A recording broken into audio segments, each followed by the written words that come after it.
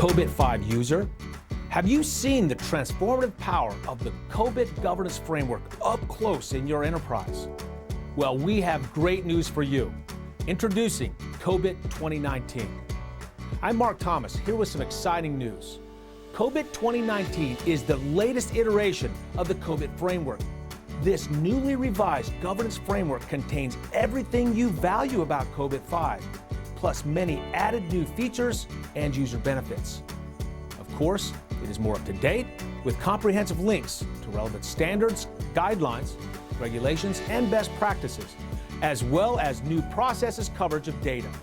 It also still includes valuable tools like the goals cascade to ensure strategic alignment with an enterprise. But that's not all. COBIT 2019 has new design factors and focus areas for your consideration. The focus areas provide guidance on a particular governance topic, domain, or issue that can be addressed by a collection of governance and management objectives and their components.